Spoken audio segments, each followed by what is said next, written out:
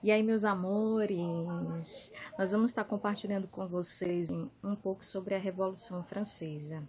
Claro que eu não estou no ambiente que eu costumo estar, utilizando do meu quadro, desenhando, apesar de eu não desenhar bem, mas quando chega em temas de geopolítica, às vezes a gente rabisca no quadro, fazendo meus organogramas, os meus mapas mentais. Aqui a gente vai estar improvisando.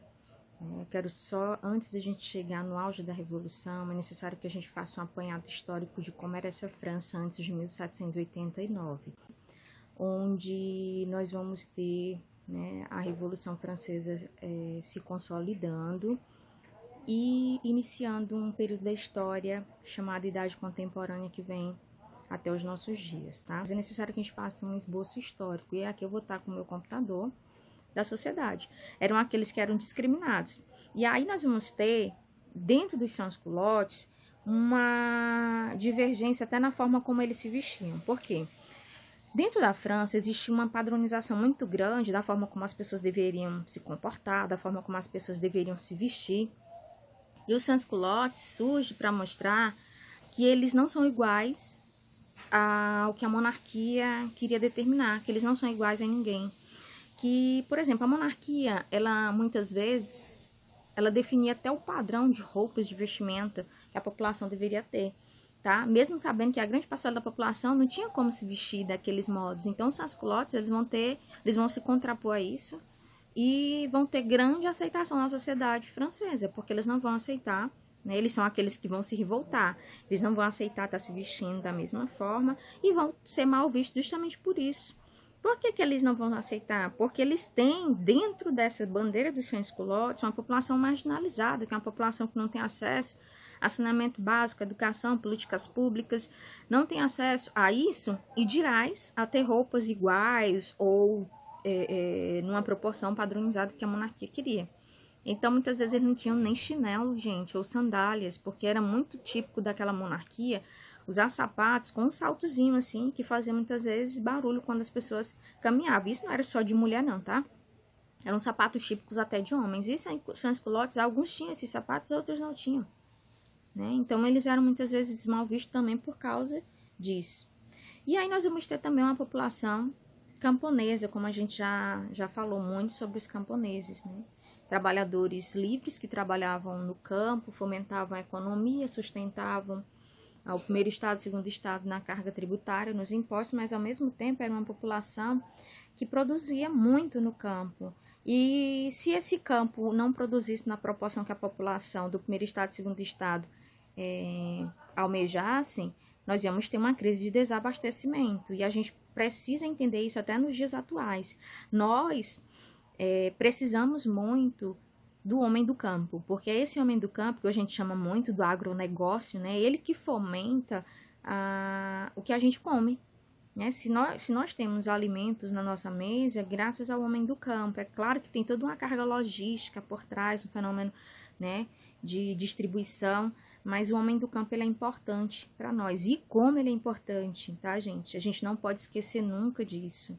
E aí os camponeses, na França, eles não tinham esse reconhecimento, tá? Apesar de sustentarem a população, de levarem o alimento, mas eles eram massacrados mesmo pela carga tributária. E a gente precisa dar valor ao homem do campo, tá, gente? Ou nós, principalmente, desse cenário que a gente tem atualmente, tá?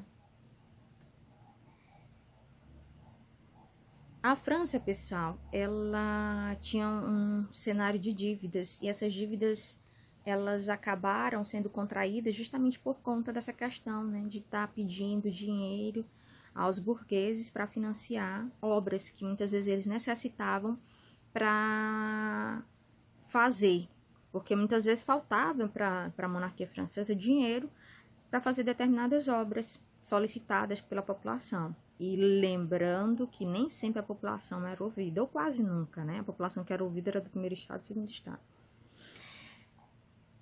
O pouco que essa França arrecadava, gente, ainda era mal distribuído, porque se eu tenho uma carga tributária, eu tenho que saber administrar as finanças. Isso não acontecia na França, tá? O rei recebia essa carga tributária, mas não conseguia administrar o que ele arrecadava.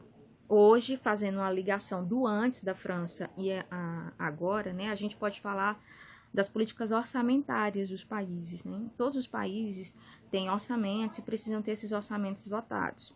Vou dar um exemplo, né? Na nossa cidade, por exemplo, nós temos os orçamentos aprovados sempre no final do ano. No estado também é do mesmo jeito, a nível federal também. Então, esses orçamentos não podem ser extrapolados. Então, o Estado brasileiro, ele só pode... O Estado brasileiro e o Estado mundial, quando a gente fala, são políticas mundiais. A gente não pode gastar mais do que o que a gente arrecada. Então, se um trabalhador ele recebe um salário, ele não pode gastar dois. Porque aí o próprio trabalhador ele vai ter um déficit nas suas próprias contas, né? Que aí entra uma questão de administração orçamentária. E a França arrecadava X e gastava Y. Então, vai ter um déficit muito grande nas contas públicas, endividando cada vez mais o país, tá? Então, se eu tenho um país endividado, como é que eu vou ter dinheiro para construir escolas, fazer universidades, construir estradas, fazer pavimentação, malha ferroviária? Como é que eu vou fazer isso se eu não tenho dinheiro, tá? Se eu tenho um déficit, ou seja, eu tenho que pagar o que eu estou devendo. E a França não conseguia fazer isso com o Luís XVI, tá bom? E isso não começou com o Luís XVI, não, tá? As péssimas administrações da França começam ainda com o endividamento de Luís XIV, com a construção do Palácio de Versalhes. As dívidas começam lá, e passam por Luís XV e depois por Luís XVI, tá? Vamos lembrar que a França começa a ter um problema muito grande de dívidas com a Guerra dos 7 Anos. E todo mundo lembra que a Guerra dos 7 Anos foi a guerra ocasionada entre a França e a Inglaterra, certo? Onde a França vai sair derrotada. Vocês vão estar escutando alguns barulhos, é porque aqui já vai começar a chover, tá? Mas não tem problema não, eu não vou nem editar, porque a gente não tem tempo nem para fazer a edição, porque é muito vídeo que a gente tem que gravar, certo? E assim, nós vamos ter, pessoal, aí os empréstimos que as colônias britânicas da América do Norte vão causar em si na guerra de independência, tá? Ela, além de estar cheia de problemas econômicos, olha o que vão fazer, né? Devido aos resquícios da Guerra dos 7 Anos, onde a França vai ser derrotada pela Inglaterra, para tá dando um suporte como se fosse o meu quadro. Então, assim, é necessário que a gente faça uma análise no seguinte: como era essa França antes da Revolução, né? Essa França no século XVIII, no início do século XVIII, ela ainda era governada pelo rei Luís XIV, aquele grande rei que era considerado o Rei Sol, o rei que vai construir o Palácio de Versalhes, que era o grande símbolo da monarquia francesa, o símbolo da luxúria, da riqueza, da prosperidade da monarquia, né? Esse Palácio de Versalhes, gente, ele é o símbolo da suntuosidade, né? Que mostra, acima de tudo, um nível muito grande de enriquecimento dessa monarquia. Esse Palácio de Versalhes, ele é tão grande, gente, que ele tem mais de 700 quartos nele, tá? Então, assim, é um palácio gigantesco, no qual tinha uma representatividade muito forte para a monarquia francesa. Essa França, antes da Grande Revolução, era uma França totalmente agrária, onde a grande parcela da população era camponesa, mas ao mesmo tempo que sustentava, né, as elites, tanto do primeiro estado quanto do segundo estado, ou seja, do clero e da nobreza. Era uma população que pagava altos impostos de forma injusta, e isso aos poucos vai gerando um grande descontentamento. E essa desconjuntura social, essa desestrutura social, vai ser um dos fatores que vai desencadear, né, a grande Revolução Francesa, tá? Em 1778, nós vamos ter uma grande crise na França. E essa crise ela vai começar justamente por conta da precariedade dos serviços prestados a essa população. A população que paga seus impostos em dia, ela vai chegar um momento que vai querer os serviços, né, para ela, porque se eu estou pagando imposto, eu quero que o serviço de saneamento básico chegue a mim, eu quero ter educação, eu quero ter saúde. E a França, na questão social, ela era muito instável, ela não tinha essa estabilidade. Então, a grande parcela da população não tinha acesso nem às políticas básicas, né? As políticas públicas básicas que nós, seres humanos, necessitamos para sobreviver. Então, chega um momento que as pessoas vão realmente perceber que é hora de lutar pelos seus interesses. Já que eu pago meus impostos, eu quero que esses impostos retornem em formas de serviços. E aí nós vamos ter um aparato histórico que a gente vai analisar até. Depois de Luís XIV, nós vamos ter um momento histórico em que a França vai ser governada por Luís XV, que vai morrer rapidamente, né, em batalhas também. E aí, gente, nós vamos ter Luís XVI assumindo. Só que Luís XVI, ele não era tido como um rei apaziguador, como Luís XIV, por exemplo, passou muito tempo na monarquia francesa, que era aquele rei sol, que conseguia conciliar os representantes dos 3 estados, mesmo diante já das contestações e das inquietações sociais. Mas o Luís XVI, apesar de ter sido formado para chegar à monarquia, ele não vai ter essa mesma habilidade política para administrar uma França cheia de descontentamentos.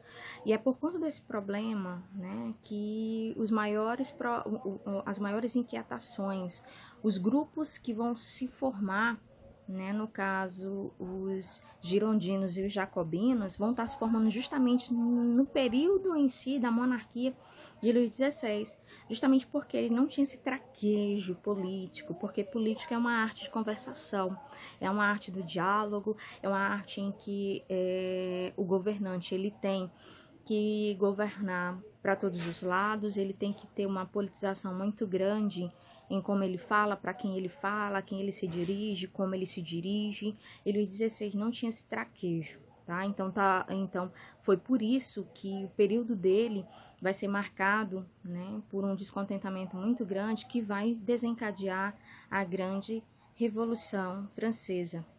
Esse Luís XVI, gente, vocês já viram até em sala de aula o documentário que a gente passou, tá?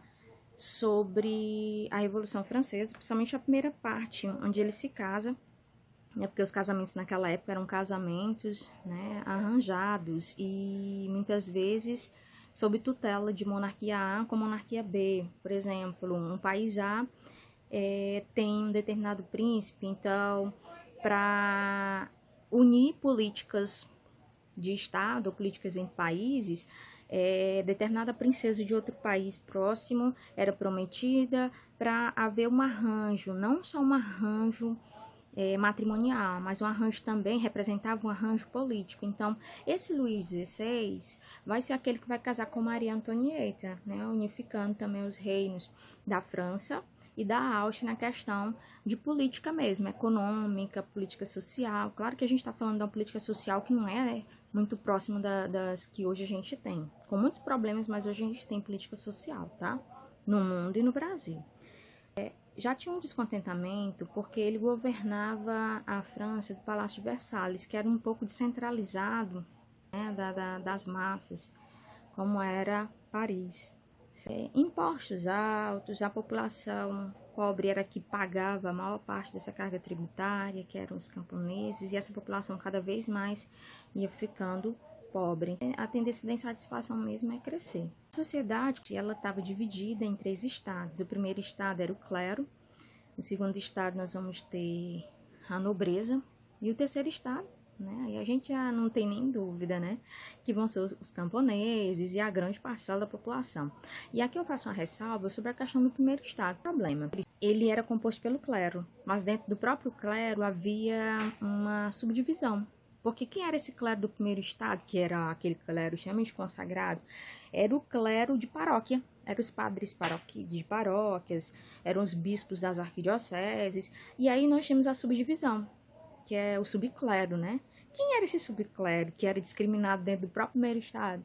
Eram aqueles padres que, no caso, viviam em conventos, mosteiros, que eram os monges, e que muitas vezes eram discriminados pela própria autoridade da igreja. Por quê? Porque eles conviviam com os pobres e viviam as insatisfações dos pobres. Por quê? Porque eles tinham, né, na formação deles, a questão dos votos, né? Eles faziam votos de obediência, pobreza e castidade. Então, por isso, os monges eram muito próximos dos movimentos sociais, principalmente da grande população, da massa que vivia os descontentamentos do problema, né, econômico que a França vivia e das crises econômicas que afetava a grande parcela da população pobre. Todos nós sabemos que quando um país está em crise econômica, quem mais sente as crises econômicas é a população pobre. A França aqui já se planejava, gente, também na questão capitalista, deixar um pouco essa produção agrária e não era só deixar, né, mas tornar essa produção agrária um pouco mais industrial. Só que essa França, apesar de tentar planejar, né, dentro das suas políticas econômicas, uma produção em massa, faltava para ela maquinário, faltava para ela, para acelerar, né, essa produção agrária, precisava de maquinário pesado, e essa França não tinha. O que é que esse terceiro estado buscava, né? Buscava a equalização de impostos, buscavam os mesmos ideais do primeiro estado e do segundo estado, porque eles acreditavam que teriam todos diante de uma legislação, eles lutavam para que houvesse uma legislação onde eles pudessem ter os mesmos direitos. Então nós vamos ter aqui, pessoal, a alta burguesia, a formação social, né? Nós vamos ter a alta burguesia, que nessa França é formada por banqueiros, empresários e os poderosos comerciantes. É aqui que surge aquela ideia, gente, do capitalismo, né? Esse capitalismo que vem até os nossos dias, um capitalismo extremamente moderno, onde os comerciantes passam a ter um poder muito grande nessa França, e essa alta burguesia, ela vai ser tão importante na França que o próprio rei vai começar a se aliar aos burgueses para financiar, né, algumas obras de que necessitava aquela população. A gente está falando de uma burguesia que sustenta a economia e que os países necessitam dela para sobreviverem dentro desse ideal capitalista moderno. Aí nós vamos ter a baixa burguesia na França, que era formado pelos médios comerciantes, não eram aqueles tão ricos, mas eram os pequenos comerciantes, e aqui nós vamos ter também os profissionais liberais. Esses profissionais liberais, a gente pode estar dando exemplo hoje de nações, né? Os profissionais liberais são aqueles, muitas vezes, que podem ser considerados até os autônomos.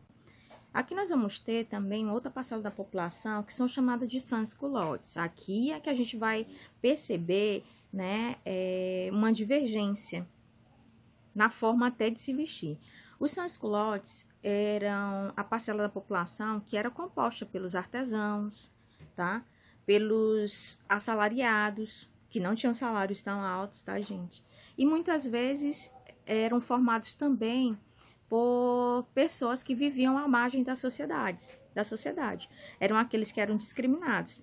E aí nós vamos ter, dentro dos sans-culottes, uma divergência até na forma como eles se vestiam. Por quê? Dentro da França existe uma padronização muito grande da forma como as pessoas deveriam se comportar, da forma como as pessoas deveriam se vestir. E o sans-culottes surge para mostrar que eles não são iguais ao que a monarquia queria determinar, que eles não são iguais a ninguém. Que, por exemplo, a monarquia, ela muitas vezes, ela definia até o padrão de roupas, de vestimenta que a população deveria ter, tá? Mesmo sabendo que a grande parcela da população não tinha como se vestir daqueles modos. Então, os sans-culottes, eles vão se contrapor a isso e vão ter grande aceitação na sociedade francesa, porque eles não vão aceitar, né? Eles são aqueles que vão se revoltar, eles não vão aceitar estar se vestindo da mesma forma e vão ser mal vistos justamente por isso. Por que eles não vão aceitar? Porque eles têm, dentro dessa bandeira dos sans-culottes, uma população marginalizada, que é uma população que não tem acesso a saneamento básico, educação, políticas públicas, não tem acesso a isso e dirás a ter roupas iguais ou numa proporção padronizada que a monarquia queria. Então, muitas vezes eles não tinham nem chinelo, gente, ou sandálias, porque era muito típico daquela monarquia usar sapatos com um saltozinho assim, que fazia muitas vezes barulho quando as pessoas caminhavam. Isso não era só de mulher não, tá? Eram sapatos típicos até de homens. E sans-culottes, alguns tinham esses sapatos, outros não tinham, né? Então, eles eram muitas vezes mal vistos também por causa disso. E aí nós vamos ter também uma população camponesa, como a gente já falou muito sobre os camponeses, né? Trabalhadores livres que trabalhavam no campo, fomentavam a economia, sustentavam ao primeiro estado, segundo estado na carga tributária, nos impostos, mas ao mesmo tempo era uma população que produzia muito no campo. E se esse campo não produzisse na proporção que a população do primeiro estado e segundo estado almejassem, nós íamos ter uma crise de desabastecimento. E a gente precisa entender isso até nos dias atuais. Nós precisamos muito do homem do campo, porque é esse homem do campo, que a gente chama muito do agronegócio, né? Ele que fomenta o que a gente come. Né? Se nós temos alimentos na nossa mesa, graças ao homem do campo. É claro que tem toda uma carga logística por trás, um fenômeno, né, de distribuição, mas o homem do campo ele é importante para nós. E como ele é importante, a gente não pode esquecer nunca disso. E a gente precisa dar valor ao homem do campo, ou nós principalmente desse cenário que a gente tem atualmente. A França, pessoal, ela tinha um cenário de dívidas, e essas dívidas elas acabaram sendo contraídas justamente por conta dessa questão, né, de estar pedindo dinheiro aos burgueses para financiar obras. O pouco que essa França arrecadava, gente, ainda era mal distribuído, porque se eu tenho uma carga tributária, eu tenho que saber administrar as finanças, tá? O rei recebia essa carga tributária, mas não conseguia administrar o que ele arrecadava. Hoje, fazendo uma ligação do antes da França e agora, né, a gente pode falar das políticas orçamentárias dos países, né? Todos os países têm orçamentos e precisam ter esses orçamentos votados. Vou dar um exemplo, né? Na nossa cidade, por exemplo, nós temos os orçamentos aprovados sempre no final do ano. No estado também é do mesmo jeito, a nível federal também.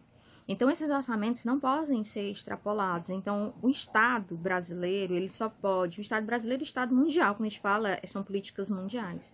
A gente não pode gastar mais do que o que a gente arrecada. Então, se um trabalhador ele recebe um salário, ele não pode gastar 2. Porque aí, o próprio trabalhador ele vai ter um déficit nas suas próprias contas, né? Que aí entra uma questão de administração orçamentária. E a França arrecadava X e gastava Y.